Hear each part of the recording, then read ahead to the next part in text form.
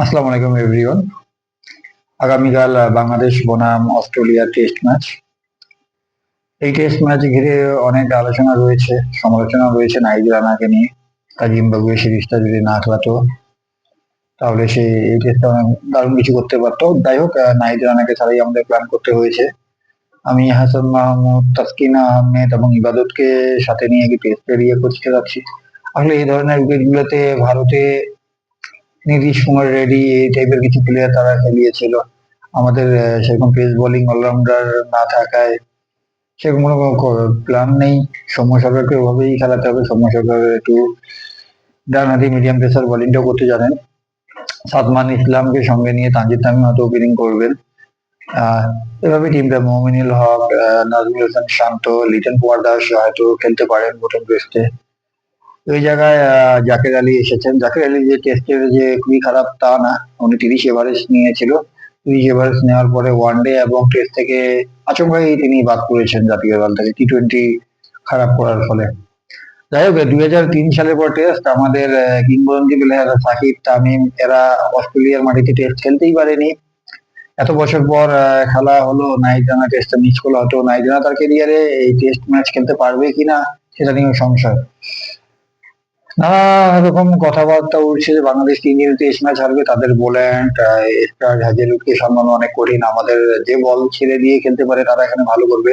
হান্নান সরকার এই কথাটি বলেছিলেন। তবে এই জায়গায় আমাদের যে পূর্বের যে ব্যাটার সেরকম ব্যাটার নেই। এই জায়গায় অস্ট্রেলিয়া এখানে ইন্ডিয়া একবার ভালো করেছিল, অনেক সুন্দর।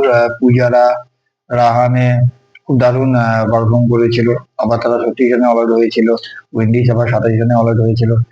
আমি খুবই ভয়ঙ্কর একটা স্টেজের ভিতরে আছি। দেখা যাক আগামীকাল বাংলাদেশ, আলহামদুলিল্লাহ আমি চাই চেষ্টা অন্তত পক্ষে চতুর্থ ইনিংস পর্যন্ত যেন বাংলাদেশ যায়। এতটা এক্সপেকটেশন রাখা উচিত না। আমরা এসব কন্ডিশনে খেলে অভ্যস্ত না। যে জায়গায় ইংল্যান্ড টেস্ট অনেক ভালো খেলে, ইন্ডিয়া টেস্ট অনেক ভালো খেলে, তারাও ওখানে ইন্ডিয়া গিয়ে যে খুব একটা ভালো পারফর্ম করে তা না। আমাদের জন্য অনেক চ্যালেঞ্জিং রয়েছে। আমি এটাই দেখতে চাইবো যে হাসান মাহমুদ এবং তাসকিন আহমেদের স্পেলটা অসাধারণ করতে পারে। সঙ্গে রয়েছে ইবাদত ইনজুরি মুক্ত হয়ে। মুশফিক হাসানকে হয়তো সম্ভবত খেলাবে না প্রথমবার। ব্যাটিং এর দিক দিয়ে আমি এখানে সাদমান ইসলাম যে দারুণ করেছিলেন, মিরাজ একটি দারুণ সেঞ্চুরি করেছে পশ্চিম ম্যাচে। যাই হোক, সব মিলে আমি শুধু উপভোগ করতে চাই, এখানে এতটা এক্সপেকটেশন নেওয়া যাবে না। আগামীকাল টেস্ট ম্যাচটা উপভোগ করতে চাই, প্রথম টেস্টটা। যাই হোক, সবাই ভালো থাকবেন, টেস্ট ম্যাচ উপভোগ করুন। টেস্ট ক্রিকেট হলো আসল ক্রিকেট, এটাই ক্রিকেটের নান্দনিকতা। টি-টোয়েন্টি ক্রিকেটে হয়তো টেস্ট ক্রিকেট না, টেস্ট ক্রিকেটে অনেক সুন্দর রকম মজা উপভোগ যদি করতে পারেন, টেস্ট ক্রিকেটও অনেক দারুণ। কারণ অ্যাশেজ টেস্ট দেখেন, অ্যাশেজ টেস্টে অনেক দারুণ উপভোগ করেছি চতুর্থ পঞ্চম দিনে। যাই হোক, আমি কথা না বাড়ি, এইরকম আলোচনায় ছিল আমার আজকে।